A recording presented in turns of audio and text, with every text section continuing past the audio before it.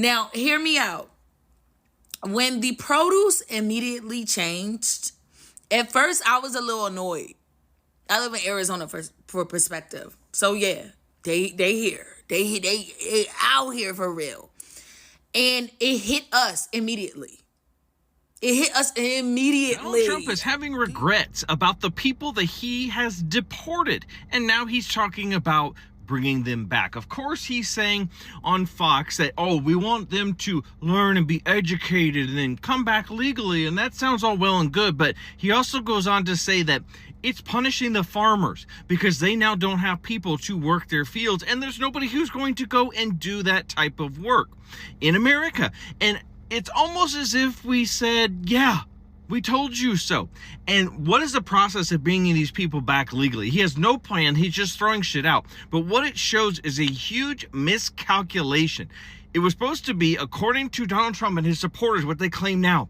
Oh, it's supposed to be the violent criminals. When you start rounding up people at their green card interviews and you're going to their place of employment, it's no longer about violent criminals. It's about the racist behavior of profiling and just grabbing anybody who is brown and getting them the hell out of America. And now you found out that America's farmers and workforce is built around people like this who will do hard labor tasks. You're now wanting to re-bring them back because you realize you fucked up so badly when you did that. So just add this to the long list of the bumbling, fumbling missteps of Donald Trump.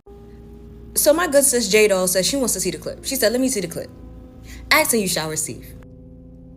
Back to their country with a pass back in legally, and we're doing things that are very difficult to do and very complex, but it works really well. We're sending them back, and then they're schooling, they're learning, they're coming in legally. We have a lot of that going on, but we're taking care of our farmers. We can't let our farmers not have anybody,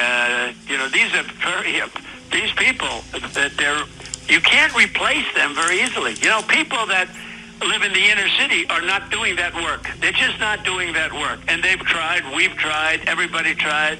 They don't do it. These people do it naturally. I said, what happens if they get it to a farmer the other day? What happens if they get a bad back? He said, they don't get a bad back, sir, because if they get a bad back, they die. I said, that's interesting, isn't it? These are very, in many ways, they're very, very special people. Okay, go ahead.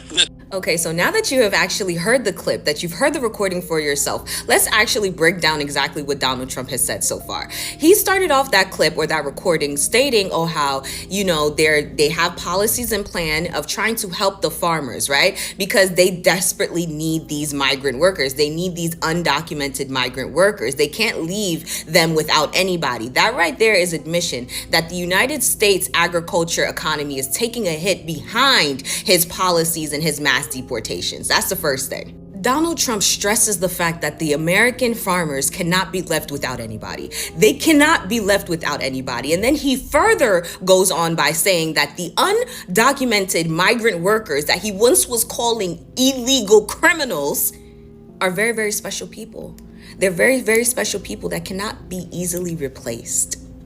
Right after Donald Trump makes that statement and say that they cannot be replaced easily, he goes right into stating that inner city people are not doing that work. Words have meanings, okay? When it comes to this government and this American society, when they say inner people, they're referring to Black people. And when he said that kind of work, he's talking about field work. In addition to him stating that inner city people will not be doing that kind of work, he goes on by saying that I've tried, we've tried, everybody's tried. Do you know who everybody is? The American government, white supremacy. And do you want to know what their version of trying was? DEI eliminations. DEI eliminations. And not just that, but the undoing of so many policies and acts that actually allowed for Black people to have equal footing amongst white people in certain areas, in certain spaces. The elimination of DEI programs and incentives were intended to push Black people out of the spaces that white people deemed should only be for them. And I'm talking about admin jobs. I'm talking about jobs in medicine, in accounting. They wanted Black people to go back to back-breaking work, okay? Being in the fields, hospitality work. That's what they wanted. As of right now, 300,000 women have been displaced from employment, okay? They have lost their jobs.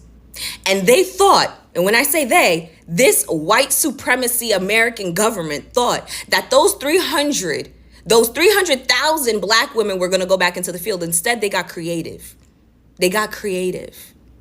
And so with all of these mass deportations, they thought that they were going to be able to fill the roles with their original laborers, okay? Their labor workers, Black people. Now, see, if there's only two things that you take from this video, the first thing that I want you to take away is the fact that America's success is directly dependent on its labor, free labor, an amount of free labor that they're able to exploit from the citizens, okay? And the second thing is that Black Americans will always be their first target. That will always be their first target. When they think about getting free labor, exploited free labor, they will always think of Black Americans. Do you understand the level of hatred, jealousy, animosity that you have to have, that this American Constitution has to have to literally pick at one group of people forever, to the point where they are willing to wipe out all other races to try to get this one race of people to bow down, and they refuse. They refuse. You guys, America, had labor that you were already exploiting, but you were willing to get rid of them in mass deportations, all because you wanted to push Black people out of those offices. You wanted to push them out of those doctor coats and those labs. You wanted to push them out of those research trials. You wanted them to be in the field. So you got rid of the migrant workers that were here that you were already exploiting, because if that's one thing that America knows how to do, is exploit some fucking labor. You already had it, but you got rid of them, hoping that you can force Black people back into those positions. And now because Black people said, let it all fucking burn. Let it all fucking burn. Before you come and get me, let it all burn. Now that Black people have actually said that and stood on that, you guys are realizing how fucked you really are. White supremacy, white American supremacy is realizing how fucked they really are.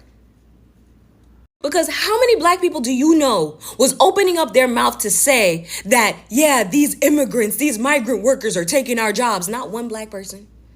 Not one Black person said that. And by the way, that's what they meant when they were saying Black jobs. Hospitality, cleaning people's homes, taking care of people's kids, picking berries. That's what they wanted as Black jobs. They don't want us to be engineers. They don't want us to be doctors. They don't want us to be comedians. They don't want us to be anything. They don't want us to do nothing but work for them. And now because of America's racism and all you MAGA supporters that went and voted in hopes of making America great again, which really means white people in the office, Black people in the fields. All right? You guys are actually really realizing how much you fucked yourselves over. You really fucked yourselves over. Racism is expensive. It's really fucking expensive. They say that with each great empire comes a great fall. And it looks like America's on its way.